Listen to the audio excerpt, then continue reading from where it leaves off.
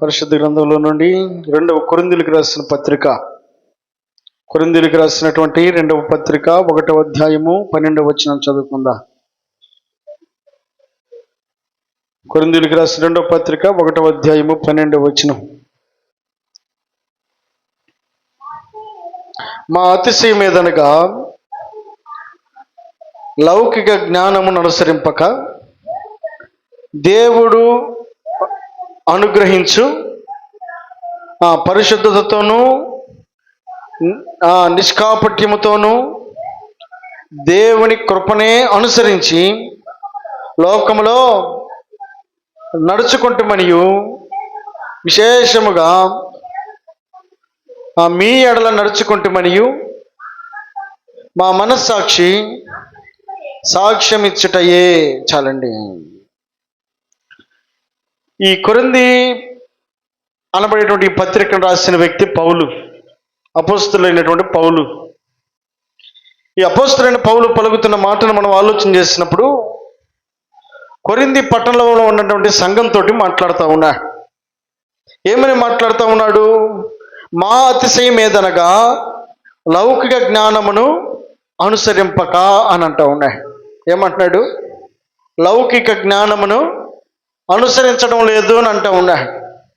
అంటే అపోస్తలుడైన పౌలు సౌలుగా ఉన్న దినాలలో ఈ లోకపు జ్ఞానాన్ని అనుసరించి, ఈ లోకపు తెలివిని అనుసరించి, ఈ లోకపు బలాన్ని అనుసరించి, ఈ లోకపు ఉన్నటువంటి బలగాన్ని అనుసరించి ఈ పౌలుగా మార్చబడిన ఈ వ్యక్తి తనకు ముందున్నటువంటి దినాలలో, సౌలుగా ఉన్న దినాలలో అతడు ఈ లోకపు జ్ఞానాన్ని అనుసరించిన వ్యక్తిగా ఉన్నాడు.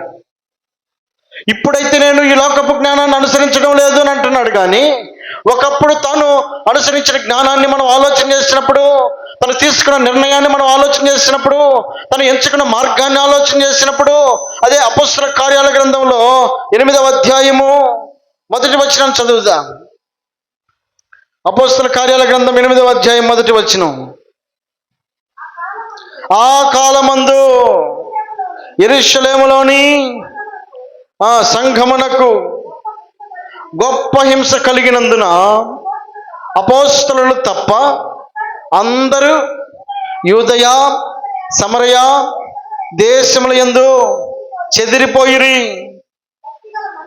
భక్తిగల మనుషులు స్టెఫనును సమాధి చేసి అతనిని గూర్చి బహుగా ప్రలాపించిరి. సౌలైతే ఇంటింట జొచ్చి పురుషులను స్త్రీలను ఈడ్చుకుపోయి చెరసాలలో వేయించి. అదండి, ప్రతి మనిషికి 2 రకాల స్వభావాలు ఉంటాయి. పూర్వము అంటే దేవుని ఎరగక ముందు ఒక స్వభావం ఉంటుంది. దేవుని ఎరిగిన తర్వాత మరొక స్వభావంలోకి మనం మార్చబడతాం.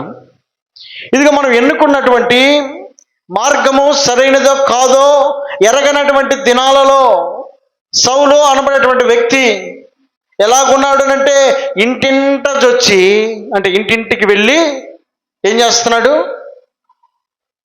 దేవుని మందిరానికి వెళ్తున్నటువంటి, దేవుని ఎరిగినటువంటి పురుషులను స్త్రీలను ఈడ్చుకుపోయి చెరసాలలో వేయించి సంఘమును పాడు చేస్తూ ఉన్నాడు. ఇది లోక జ్ఞానాన్ని అనుసరించుతున్నటువంటి దినాలలో సౌలు యొక్క పనులను గురించి మనం ఆలోచన చేసినప్పుడు ఏం చేస్తున్నాడు? అతడు అనేకులను బాధ పెట్టే వ్యక్తిగా ఉన్నాడు. దానికి ముందు ఏం చేశాడు అని అంటే 7వ అధ్యాయంలో 8వ అధ్యాయం పైనే ఉన్నటువంటి వచనాలను చూస్తే 56వ వచనంలో,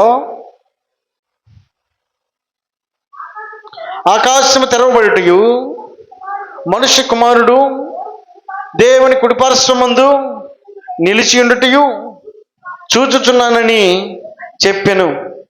అప్పుడు వారు పెద్ద కేకలు వేసి చెవులు మూసుకుని ఏకముగా ఎవరి మీద పడ్డారు? స్టెఫను అనబడేటువంటి ఒక దైవజనుడు. ఆ దైవజనుడు అక్కడున్న ప్రజలందరినీ కూడా బాగు చేయాలని ఆలోచన చేస్తున్నాడు. స్టెఫెను అనబడేటువంటి దైవజనుడు అక్కడున్న ప్రజలందరి యొక్క హృదయాలను మార్చాలని ప్రయత్నం చేస్తున్నాడు, వారి మార్గాలను మార్చాలని ప్రయత్నం చేస్తున్నాడు, వాడి మాటలను మార్చాలని ప్రయత్నం చేస్తున్నాడు, వారి స్నేహాలను మార్చాలని ప్రయత్నం చేస్తున్నాడు. ఇవన్నీ కూడా వారికి మింగుడు పడ్డంలా మనకి నీతి చెప్పడానికి వచ్చిన వ్యక్తి ఎవడో అని లెక్కలేని మనస్తత్వంతో మూర్ఖంగా ఉన్నటువంటి ప్రజలు ఏం చేస్తున్నారు, ఈ మంచి చెప్తున్నటువంటి దైవజనుడు అయినటువంటి అపోస్తలుడైనటువంటి స్టెఫెనుని అతని మీద పడి అతని కొట్టడానికి ప్రయత్నం చేస్తున్నారు. దాని కింద వచనంలో పట్టణపు వెలుపలకి బయటికి వెళ్ళగొట్టారు ఈ దైవజనుడిని. రాళ్ళు తీసుకొని అతని మీద వేసి చంపేశారు. సాక్షులు సౌలు అను చాలండి. ఎవరంటే ఇతను సౌలు అనబడేటువంటి వ్యక్తి ఏం చేస్తున్నాడు, స్టెఫెను అనబడేటువంటి దైవజనుడిని చంపుతూ ఉంటే, రాళ్లతో కొట్టి అతన్ని చంపేస్తూ ఉంటే ఇతడు ప్రోత్సహిస్తూ ఉన్నాడు, కళ్ళు అప్పగించుకొని చూస్తూ ఉన్నాడు, వారందరికీ సహకరిస్తూ ఉన్నాడు. ఇంకా ఏం చేస్తున్నాడు, చదువుని సౌలను ఒక యవనుడి పాదముల యొద్ద తాను వస్త్రములను పెట్టిరి. చివరి వచనంలో చదువుదాం. అతడు మోకాళ్ళుని, ప్రభా వారి మీద ఈ పాపము మోపుకుడని గొప్ప శబ్దంతో స్టెఫెను అంటున్నాడు, అయ్యా రాళ్లతో కొడుతున్న వారినే కానివ్వండి, నోటి మాటలు తంటున్న వారినే కానివ్వండి, బట్టలు చించినటువంటి వారినే కానివ్వండి, తన్ని వంటని చేసి గుంపుగా వచ్చి పైన పడినటువంటి వారందరినీ బట్టి స్టెఫెను అంటాడు, తండ్రి వీరిని క్షమించు అని అంటా ఉన్నాడు. ఆ సమయంలో ఈ మాట పలికి నిద్రించెను అంటే చనిపోయాడు. సౌలు అతని చావుకు అదండి, నీకు అట్లాగే జరగాలి, నువ్వు ఇలాగే ఉండాలి, నీకు తగిన శాస్త్రే జరిగింది, నువ్వు మాకు నీతులు చెప్పేవాడువా, నువ్వు మమ్మల్ని మార్చేవాడువా, మాకు బోధించేవాడువా, మాకు చెప్పేవాడువా అని హృదయంలో పెట్టుకున్నటువంటి ఈ సౌలు ఏం చేస్తున్నాడు, స్టెఫెను యొక్క చావుకి సమ్మతించాడంట. ఇష్టపడ్డాడు, చనిపోవడానికి కూడా ఇష్టపడ్డాడు, స్టెఫెనుని చంపడానికి కూడా ఇష్టపడ్డాడు.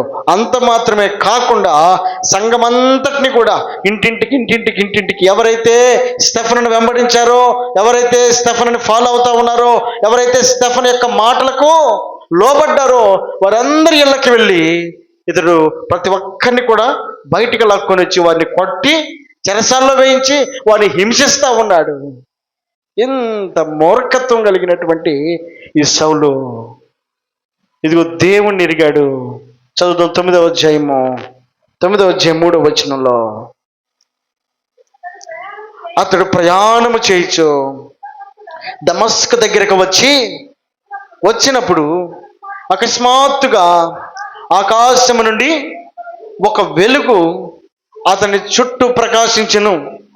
అప్పుడు అతడు నేల మీద పడి, సౌలా సౌలా నీవేళ నన్ను హింసించుచున్నామని తనతో ఒక స్వరం పలుకుట వినెను. ప్రభువా నీవెవరివని అతడు అడుగగా ఆయన, నేను నీవు హింసించుచున్న యేసుని. చాలండి. ఇప్పుడు దాకా ఎవరిని హింస పెడుతున్నాడు, దైవ సేవకుని హింస పెట్టాడు అని సౌలు అనుకుంటున్నాడు, కానీ దేవుని హింస పెడతా ఉన్నాడు.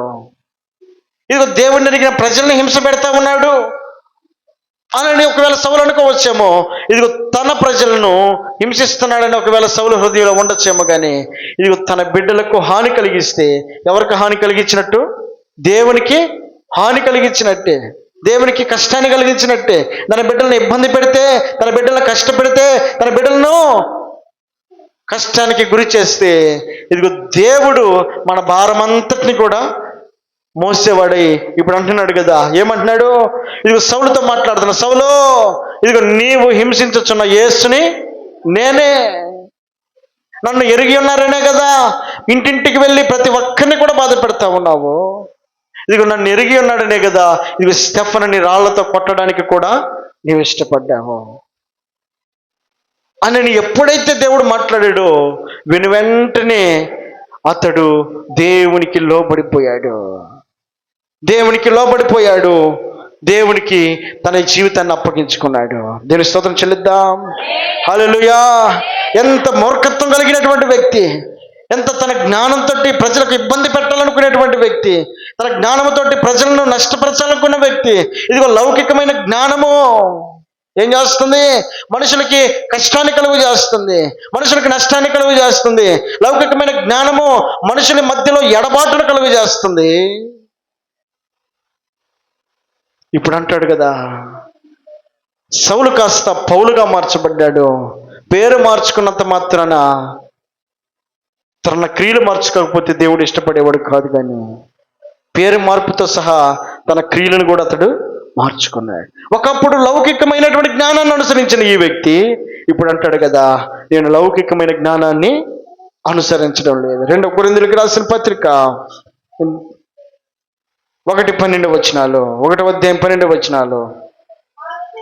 ఇదిగో మా అతిశయం ఏదనగా లౌకిక జ్ఞానమును అనుసరించక దేవుడు అనుగ్రహించు పరిశుద్ధతతోనూ నిష్కాపట్యముతోనూ దేవుని కృపనే అనుసరించి లోకములో అదండి, ఈ లోకంలో నడుచుకోవడానికి ఈ పౌలు ఏ జ్ఞానాన్ని అనుసరిస్తూ ఉన్నాడు, ఏ జ్ఞానాన్ని కలిగి ఉన్నాడు? ఇదిగో ఒకప్పుడు లౌకికమైన జ్ఞానాన్ని కలిగి ఉన్నాడు, ఈ లోక సంబంధమైన జ్ఞానాన్ని కలిగి ఉన్నాడు. ఈ లోక జ్ఞానాన్ని కలిగి ఉన్నటువంటి సౌలు అనేకులను హింసించేవాడిగా మారిపోయాడు. ఇదిగో ఇప్పుడు నేను ఈ లోక జ్ఞానాన్ని అనుసరించడం లేదు,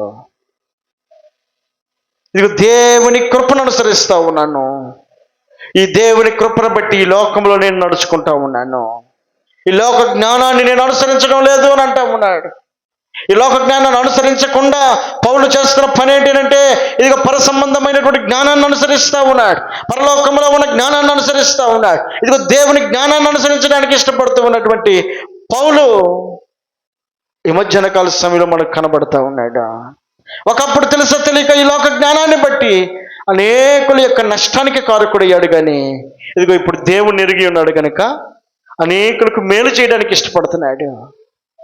అనేకుల కొరకు అతడు జీవించడానికి ఇష్టపడతా ఉన్నాడు. దేవుని స్తోత్రం చెల్లిద్దాం. హల్లెలూయా. దేవుని వాక్యం సెలవిస్తూ ఉంది. రోమీయులకు రాసిన పత్రిక 12వ అధ్యాయము 2వ వచనంలో, రోమీయులకు రాసిన పత్రిక 12వ అధ్యాయం 2వ వచనం.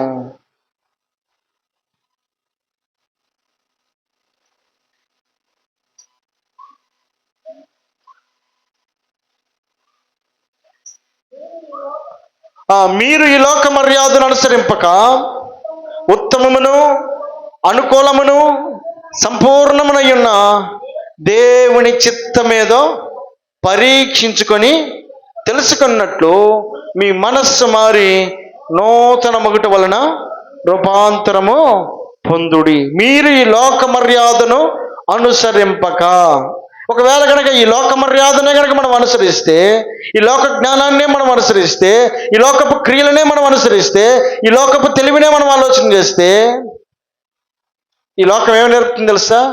కొట్టినోడిని 2 దెబ్బలు కొట్టమనిద్ది, తిట్టినోడిని ఇంకా ఎక్స్ట్రా 2 తిట్లు తిట్టమని చెప్పిద్ది ఈ లోకం. కొట్టినోడిని ఇక 4 దెబ్బలు ఎక్కువ కొట్టమని ఈ లోకం నేర్పుతుంది. చేసినటువంటి పనికి ప్రతీకారం తీర్చుకోమని ఈ లోకం నేర్పిస్తుంది. ఈ జ్ఞానం నేర్పిస్తుంది, ఈ లౌకికమైన జ్ఞానం. ఒకప్పుడు పౌలు సౌలుగా ఉన్న దినాలలో అనేకులను హింసించిన వాడుగా ఉన్నాడు లోక జ్ఞానాన్ని అనుసరించిన రోజుల్లో. ఇదిగో ఇప్పుడు దైవికమైన జ్ఞానాన్ని అనుసరిస్తూ ఉన్నాడు. ఇప్పుడు దేవుని ఎరిగిన వాడుగా ఉన్నాడు, దేవుని మార్గంలో ఉన్నవాడిగా ఉన్నాడు. దేవుని వాక్యం సెలవిస్తూ ఉంది, ఇదిగో ఈ లోక మర్యాదను మీరు అనుసరించొద్దు, ఉత్తమమేదో అనుకూలమేదో దేవుని చిత్తమేదో తెలుసుకోవాలి. మనం ఉత్తమమైన జ్ఞానం ఏది అని అంటే ఈ లోక జ్ఞానం కాదు, ఉత్తమమైనటువంటి జ్ఞానం ఏది అని అంటే ఇదిగో పరలోకమ నుండి వచ్చేటువంటి జ్ఞానమే. ఆ పరలోకం నుండి వచ్చిన జ్ఞానం ఏది అని అంటే ఇదిగో ఈ పరిశుద్ధ గ్రంథంలో ఉన్నటువంటి దేవుని వాక్యమయ్యింది. ఈ వాక్యము మనల్ని నేర్పించేది ఏంటంటే శత్రువుని ప్రేమించు, నీ పొరుగు వారిని ప్రేమించు, నిన్ను హింసించే వారి కొరకు ప్రార్థించు. ఇది ఈ పరలోకము నుండి దిగి వచ్చినటువంటి జ్ఞానము మనకు నేర్పిస్తుంది.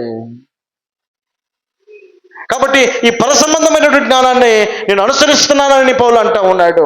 ఇదిగో ఈ లోక జ్ఞానాన్ని నేను అనుసరించడం లేదని అంటా ఉన్నాడు. ఈ లోక జ్ఞానాన్ని అనుసరించిన దినాలు అనేకులకు నేను శత్రువుగా ఉన్నాను.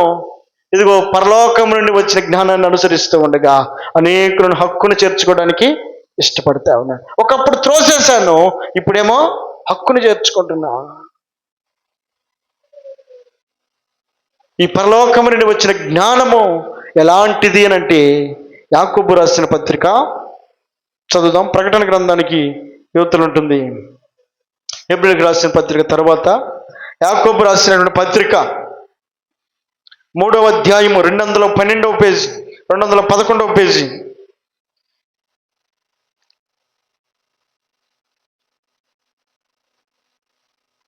మూడవ అధ్యాయము 17వ వచనం. అయితే గమనించండి, అయితే పైనుండి వచ్చు జ్ఞానము మొట్టమొదట పవిత్రమైనది, తరువాత సమాధానకరమైనది, మృదువైనది, సులభముగా లోబడినది, కనికరముతోనూ మంచి ఫలములతోనూ నిండుకొనినది, పక్షపాతమైనను వేషధారణైనను లేనిది అయి. అదండి, గమనిద్దామా? ఈ లోక జ్ఞానం ఎలాగుంటుందంటే అపవిత్రమైనది. అదే పైనుండి వచ్చే జ్ఞానం అయితే పరిశుద్ధమైనది. పైనుండి వచ్చే జ్ఞానము దేవుని వాక్యం అయి ఉండగా ఆ దేవుని వాక్యము మనకేమి నేర్పిస్తుంది? ఎదుటోళ్ళని బాగా 4 తిట్టని చెప్పి నేర్పిస్తుందా? కొట్టిన వాళ్ళు అట్ట కాదు ఇట్ట కొట్టని చెప్పని నేర్పిస్తుందా? తిట్టిన వాళ్ళు అట్ట కాదు ఇట్ట తిట్టమని నేర్పిస్తుందా? చెడు సహవాసాలు చేయమని నేర్పిస్తుందా? చెడు అలవాట్లకు లోబడమని నేర్పిస్తుందా? పైనుండి వచ్చే జ్ఞానము మనకి ఏమి నేర్పిస్తూ ఉంది? ఆ జ్ఞానముకున్న స్వభావం ఎలాంటిది అని అంటే ఇదిగో పరలోకము నుండి దిగి వచ్చినటువంటి జ్ఞానమట పరిశుద్ధమైనదట, పరిశుద్ధమైనది, పవిత్రమైనది, పవిత్రమైనది. ఆ జ్ఞానము మృదువైనదట, ఆ జ్ఞానము సులభముగా లోబడేది, మూర్ఖంగా అడ్డుపడేది కాదు, కానీ సులభముగా లోబడేదట, సులభముగా లోబడేది. కాబట్టి ఇంకేమని చూపిస్తూ ఉంది? అది సమాధానకరమైందట, శత్రుత్వాన్ని పెంచేది కాదు ఈ జ్ఞానం. ఇదిగో అది సమాధాన పడడానికి ఇష్టపడేదిగా ఉంటుంది జ్ఞానం. ఇదిగో నీవు నేను ఈ మధ్యన కాలంలో దేవుడు జ్ఞాపకం చేస్తున్నటువంటి ఈ ఆలోచన కనుక మనం ఆలోచన చేయగలిగితే, ఇదిగో ఈ లోక మర్యాదను నేను అనుసరించడం లేదని పౌలు అంటూ ఉన్నాడు. ఈ లోక జ్ఞానాన్ని నేను అనుసరించడం లేదని పౌలు గారు అంటూ ఉన్నాడు. కారణం ఏంటంటే ఈ లోక జ్ఞానము అనేకులను బాధ పెడుతుంది. అదే కనుక పైనుండి వచ్చే జ్ఞానాన్ని మనం అనుసరిస్తే ఇది పవిత్రమైనది, పరిశుద్ధమైనది, సులభముగా లోబడేది, ఇది అనేకులకు మేలుకరంగా, అనేకులకు ఉపయోగకరంగా, కనికరము కలిగినది, మంచి ఫలాలతో నిండినది, పక్షపాతమైనను వేషధారణనైనను లేనిది ఈ జ్ఞానం అయ్యిందండి. పక్షపాతము వేషధారణ లేనిది పైనుండి వచ్చే జ్ఞానం. అది భూ సంబంధమైన జ్ఞానం అయితే పక్షపాతం ఉంటుంది. నా అనే వాళ్ళని ఒకలాగా చూస్తాం, పక్కన వారిని మరొకలాగా చూస్తాం. అదే పైనుండి వచ్చే జ్ఞానం ఏమి నేర్పిస్తుంది? ఇదిగో నిన్ను వల్లే నీ పొరుగు వారిని ప్రేమించు. అంటే మనల్ని మనం ఎలాగ ప్రేమించుకుంటున్నాము, మన ప్రక్క వారిని కూడా ప్రేమించమని ఈ పరలోకం నుండి వచ్చే జ్ఞానం మనకి నేర్పిస్తుంది. దీంట్లో పక్షపాతం ఉండదు. కొందరికి అనుకూలంగా మరొకరికి అననుకూలంగా ఉండేదైతే కానే కాదు. ఒకవేళ అలాగే కనుక అనుకున్నట్లయితే అపోస్తలుడైన పౌలు సౌలుగా ఉన్న దినాల్లో అతడు చేసిన క్రియలన్నిటికీ దేవుడు తనకి శిక్ష వేయాల్సిన వాడై ఉన్నాడు. ఇదిగో సౌలు అంటున్నాడు, తండ్రి నేను చేసింది పొరపాటుని గ్రహించాడు. వెంటనే తన పౌలుగా మార్చి ఇంకో దేవుడు తన హక్కును చేర్చుకుని దేవుడు తన పాత్రగా పౌలును వాడుకుంటూ వచ్చాడు. కారణం ఏంటి? ఆయన పక్షపాతం చూపించలేదే, ఆయన ప్రేమనే చూపించాడు. ఇదిగో పైనుండి వచ్చే జ్ఞానము పవిత్రమైనదై సమాధానకరమైనదై పరిశుద్ధతో కూడినటువంటి ఈ జ్ఞానము వేషధారణల లేకుండా పైకొకటి బయట ఒకటి కనపడేది పైనుండి జ్ఞానాన్ని అనుసరించే వ్యక్తులకు ఉండదట.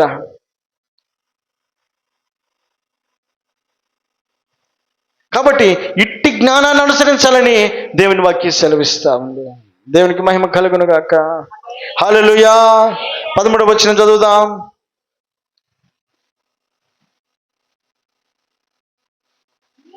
మీలో జ్ఞాన వివేకములు గలవాడెవడు?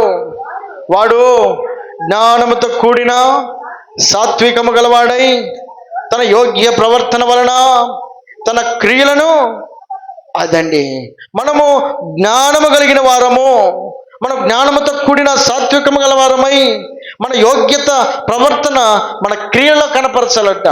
యోగ్యమైన ప్రవర్తన మన క్రియలో చూపించాలి. మనం పైనుండి జ్ఞానము కలిగిన వ్యక్తులమై ఉంటే మన క్రియలే చెప్తాయి ఇది పైనుండి జ్ఞానమో, ఈ భూ సంబంధమైన జ్ఞానమో మన క్రియలే తెలియపరుస్తాయి. పైనుండి వచ్చే జ్ఞానము కలిగిన వాడు ఇదిగో దేవునికి లోబడేవాడిగా ఉంటాడు, ఇదిగో దేవునికి మహిమకరంగా ఉంటాడు. పైనుండి వచ్చి జ్ఞానాన్ని అనుసరించే వ్యక్తి ఇదిగో తనతో పాటు తన పొరుగు వారికి కూడా ఉపయోగకరంగా ఉంటాడు. పైనుండి వచ్చి జ్ఞానాన్ని అనుసరించే వ్యక్తి ఇదిగో దేవునికి మహిమకరంగా ఉంటాడు. అతడు మాత్రమే కాదు తన ప్రక్క వారు కూడా బాగుండాలని కోరుకుంటాడు. ఏ జ్ఞానాన్ని అనుసరిస్తే? దేవుని జ్ఞానాన్ని అనుసరిస్తే, పైనుండి వచ్చి జ్ఞానాన్ని అనుసరిస్తే మనం మాత్రమే కాదు మన ప్రక్క వారు కూడా బాగుండాలని కోరుకునే వారంగా ఉండగలుగుతాం పైనుండి వచ్చి జ్ఞానాన్ని అనుసరిస్తూ. దేవునికి మహిమ కలుగునగాక. హల్లెలూయా. అయితే పైనుండి వచ్చి జ్ఞానాన్ని అనుసరించినటువంటి వ్యక్తులకి ఉండాల్సినటువంటి స్వభావాలను మనం ఆలోచన చేసినప్పుడు ఇదిగో నిన్ను వలె నీ పొరుగు వారిని ప్రేమించు అని వాక్యం సెలవిస్తూ ఉంది. కాబట్టి అలాగూ ప్రవర్తించినటువంటి ప్రవర్తన ఎవరిలో కనబడుతుందని ఆలోచన చేస్తే రాజుల రెండవ గ్రంథము 5వ అధ్యాయం 2-3 వచనాలు.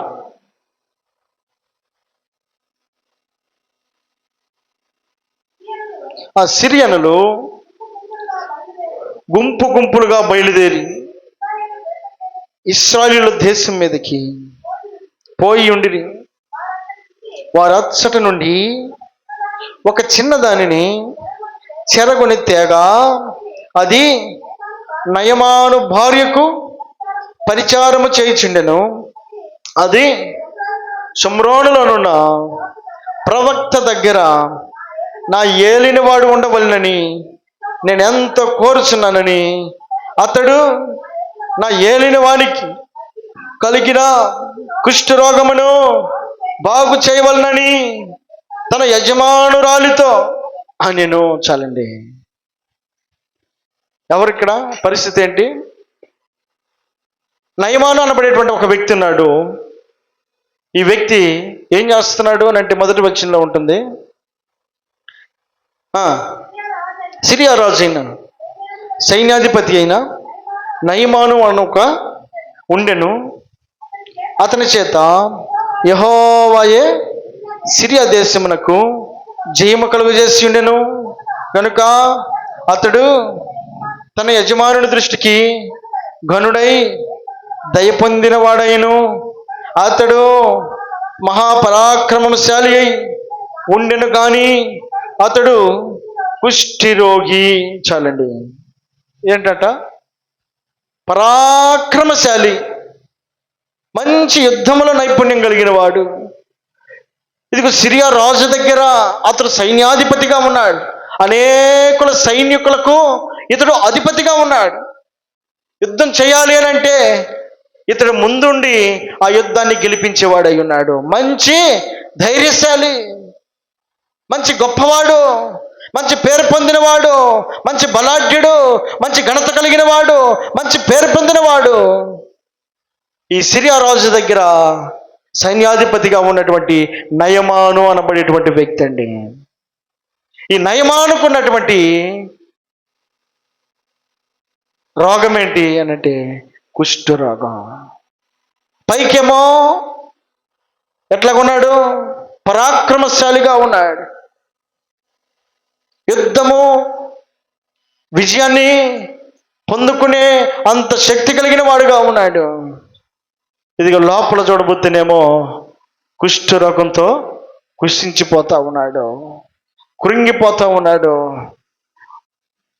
ఇలాంటి పరిస్థితుల్లో ఉన్నప్పుడు ఇశ్రాయేలీయులని ఇదిగో సిరియా ఆ రాజులు దండెత్తినప్పుడు ఆ ఇశ్రాయేలీయుల్లో ఉన్నటువంటి ఒక చిన్నదాన్ని తీసుకొని వచ్చి తన పని మనిషిగా పెట్టుకున్నా. చిన్నది అని అన్నాడంటే ఎన్ని సంవత్సరాలు ఉంటాయి? ఒక 12 సంవత్సరాల లోపలే ఉంటాయి. ఆ చిన్న పాప తన ఇంట్లోకి వచ్చి పని చేస్తూ ఉంది. ఎక్కడి నుంచి తీసుకొచ్చారు? శత్రురాజ్యంలో నుంచి. ఇదిగో సిరియా రాజులు ఇశ్రాయేలీయుల్లో నుండి ఆ చిన్నదాన్ని తీసుకొని వచ్చేసారు. తన తల్లిదండ్రులు చంపేశారో లేదో తెలియదు, తీసుకెళ్లి చెరసాల్లో వేశారో తెలియదు. మొత్తానికి ఆ భయభ్రాంతులకు గురి చేసినటువంటి ఆ ప్రజలందరినీ కూడా వారు నష్టపరిచి కష్టపెట్టి అక్కడ ఉన్నటువంటి ఆ చిన్నదాన్ని తీసుకొని వచ్చి తన ఇంట్లో పని మనిషిగా పెట్టుకున్నాడు. ఎంత కోపం ఉండాలి ఆ పాపకి? ఇది ఇతడే కదా పరాక్రమశాలిగా యుద్ధంలో ముందుండి ఆ చిన్నదాన్ని తీసుకొని వచ్చింది. ఎంత కోపం ఉండాలి? ఎక్కడో నా తల్లిదండ్రుల దగ్గర బాగా క్షేమంగా పెరుగుతున్నటువంటి నా జీవితాన్ని తీసుకొచ్చి నీ ఇంటిలో నీ పని మనిషిగా పెట్టుకొని నన్ను బాధ పెడతా ఉన్నావు. నా తల్లిదండ్రులకు కాకుండా చేశావు, నా కుటుంబానికి కాకుండా చేశావు, నా దేశానికి కాకుండా చేశావు, నా అనేవారికి దూరంగా చేశావు అని చెప్పానని ఎంత కక్షను హృదయంలో పెట్టుకోవాలి, ఎంత కోపాన్ని పెట్టుకోవాలి. ఆ రాజును చూసినప్పుడల్లా మండిపోవాలి కదా.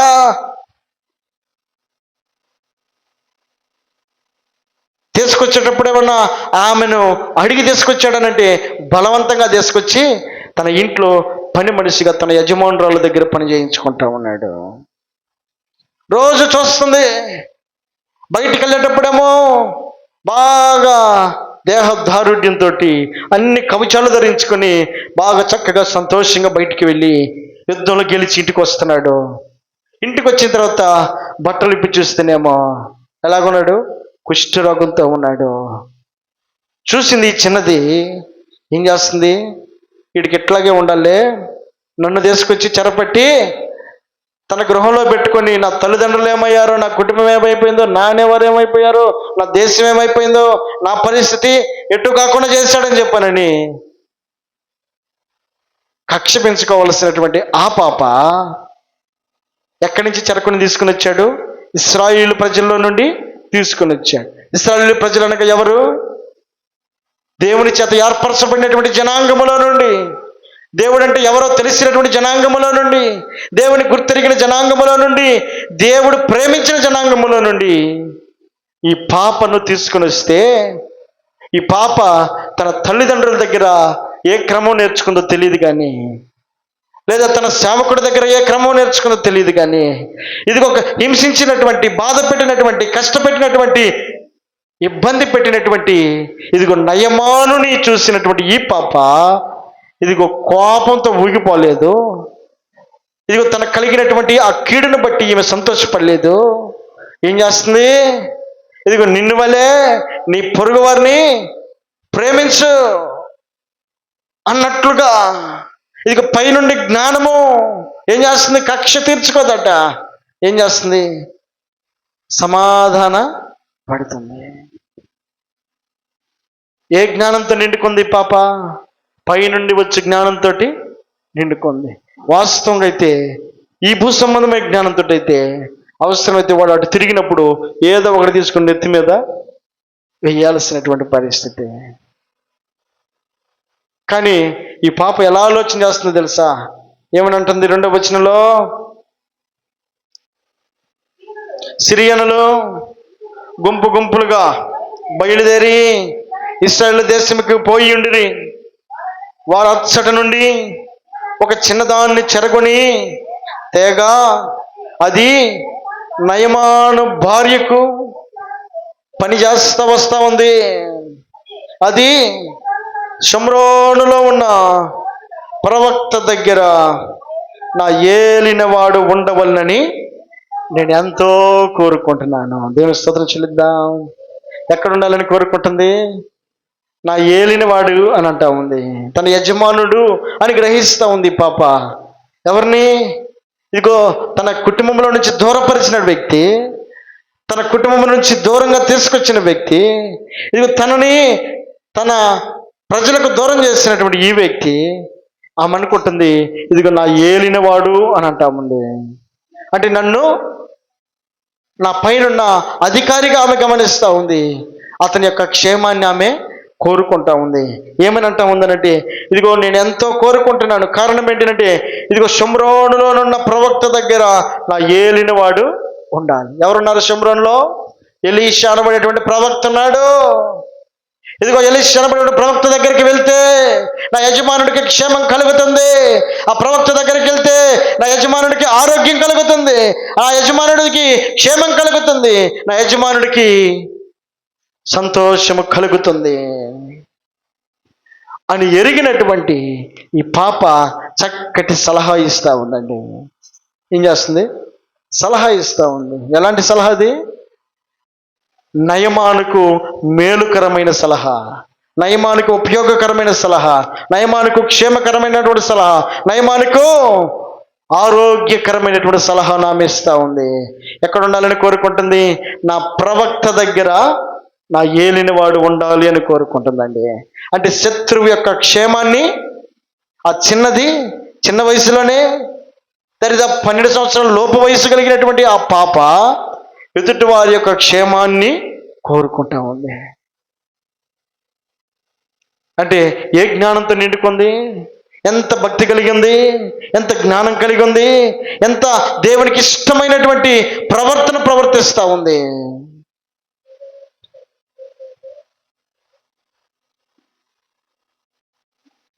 పైనుండి వచ్చు జ్ఞానము సమాధానకరమైనది, పైనుండి వచ్చు జ్ఞానము మృదువైనది, పైనుండి వచ్చు జ్ఞానము లోబడేదై ఉందట, లోబడేదై ఉంది.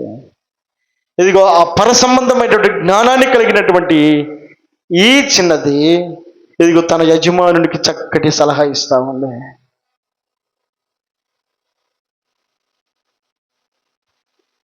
దేవుని స్తోత్రం చెల్లిద్దాం. హల్లెలూయా, హల్లెలూయా. జ్ఞాపకం చేసుకుందాం ఆలోచనని. ఇదిగో పైనుండి జ్ఞానాన్ని అనుసరిస్తూ ఉన్నటువంటి ఈ చిన్నది ఇదిగో నయమాను యొక్క ఆరోగ్యాన్ని కోరుకుంటా ఉంది, నయమాను యొక్క క్షేమాన్ని కోరుకుంటా ఉంది, నయమాను యొక్క మంచితనాన్ని కోరుకుంటా ఉంది, నయమాను యొక్క జీవితము బాగుపడాలని కోరుకుంటా ఉంది. ఈ మధ్యాహ్నకాల సమయంలో నీవు పైనుండి వచ్చే జ్ఞానంతో కనుక నడుస్తూ ఉన్న వ్యక్తివైతే, పైనుండి వచ్చే జ్ఞానాన్ని అనుసరిస్తున్న వ్యక్తివైతే ఇదిగో నిన్ను వలె నీ పొరుగు వారిని ప్రేమించు.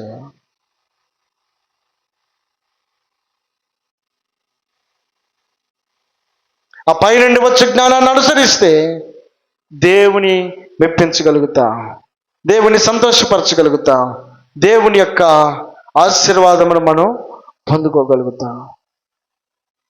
ఇదిగో ఈ లోకము నేర్పేటువంటి పాఠం ఏంటంటే ఇదిగో దేవునికి విరోధమైనటువంటి పాఠాలను మనకు నేర్పిస్తుంది.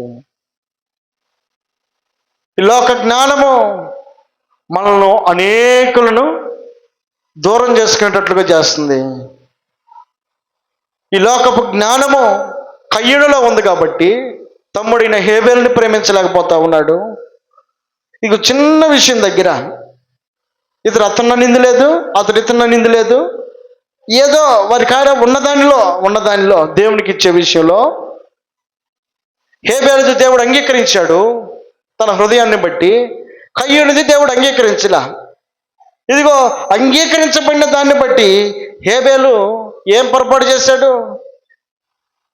వాస్తవంగా అతడు కయ్యూను అంత కోపం పెంచుకోవాల్సిన పని ఏంటి? అతను ఒక మాట కూడా అనలేదే. దేవునికి చేసిన దాన్ని బట్టి ఇతను అసూయపడి, ఇక దేవుని చేతే మెప్పు పొందుతావా, దేవుని చేతే ఘనత పొందుతావా, దేవుని చేతే నీవు మంచి సాక్ష్యాన్ని పొందుతావా అని హృదయంలో కాఠిన్యాన్ని పెంచుకొని ఇప్పుడు ఏం చేస్తున్నాడు? భుజం మీద చేసి పొలంలోకి తీసుకెళ్ళి ప్రేమగా నటించి అక్కడ తీసుకెళ్ళిన తర్వాత అతన్ని కొట్టి చంపినవాడుగా ఉన్నాడు. ఏ జ్ఞానం ఇది? భూ సంబంధమైనటువంటి జ్ఞానం. మంచివాడిని కూడా శత్రువుగా చూపిస్తుంది ఈ లోక జ్ఞానం. అది పరలోకపు జ్ఞానం ఏం చేస్తుంది తెలుసా? శత్రువును కూడా మన స్నేహితునిగా చూపిస్తుంది, శత్రువును కూడా ప్రేమించేటట్లుగా చేస్తుంది. ఇదిగో నయమాను యొక్క క్షేమాన్ని శత్రు రాజ్యంలో నుండి వచ్చినటువంటి ఈ చిన్నది కోరుకుంటా ఉందండి. ఎప్పుడు తన భార్య మంచి సలహా ఇవ్వలేదే. ఇది అతను గొప్పవాడు కదా, పేరు పొందినవాడు కదా, స్నేహితులు అనేక మంది ఉంటారు కదా, ఇలాంటి మంచి సలహా ఎవరు ఇవ్వలేదే, ఇలాంటి మంచి మార్గాన్ని ఎవరు చూపించలేదే. ఎవరు చూపించకపోయినప్పటికీ దేవుణ్ణి ఎరిగినటువంటి ఈమె తనకు చావతనైనంత వరకు మేలుకరమైనటువంటి సూచన, మేలుకరమైనటువంటి సలహాను తన పొరుగు వారికి ఇవ్వడానికి ఇష్టపడతాం. ఆమె ఎక్కడున్నా సరే ఇదిగో పరలోకం నుండి వచ్చిన జ్ఞానాన్ని అనుసరించడానికి ఆమె ఇష్టపడతా ఉంది. కాబట్టి ఈ మధ్యాహ్న కాల సమయంలో ఇదిగో దేవుని వాక్యం సెలవిస్తూ ఉంది. అపోస్తలుడైన పౌలు అంటా ఉన్నాడు, ఇదిగో నేను ఈ లోక జ్ఞానమును అనుసరించక. మరి ఏ జ్ఞానాన్ని అనుసరిస్తున్నాడు? పరలోకపు జ్ఞానాన్ని అనుసరిస్తూ ఉన్నాడట, పరలోకపు జ్ఞానాన్ని. కాబట్టి అపోస్తలుడైన పౌలు అనేక రకాలైన హింసకు గురైనప్పటికీ అనేకులను దేవుని దగ్గరకు నడిపించడానికి ఇష్టపడతా ఉన్నాడు. కాబట్టి ఈ లోకంలో ఉన్నటువంటి నీవు ఏ జ్ఞానాన్ని అనుసరిస్తూ ఉన్నావు? ఏ జ్ఞానానికి నీవు లోపడతా ఉన్నావు? ఏ జ్ఞానాన్ని నీవు ప్రేమిస్తూ ఉన్నావు? ఏ జ్ఞానానికి నీవు తగినట్లుగా నడుస్తూ ఉన్నావు? ఇదిగో పర సంబంధమైన జ్ఞానము ఇదిగో దేవునికి ఘనత తీసుకొస్తుంది. ఈ లోక సంబంధమైన జ్ఞానం దేవునికి నీకు విరోధాన్ని పెంచుతుంది. కాబట్టి ఎరిగినటువంటి నీవు పరలోక జ్ఞానాన్ని నువ్వు కలిగిన వ్యక్తి అయి ఉండాలని దేవుడు కోరుకుంటున్నాడు. ఈ మాటలు దేవుడు దీవించి ఆశీర్వదించును గాక. ఆమేన్.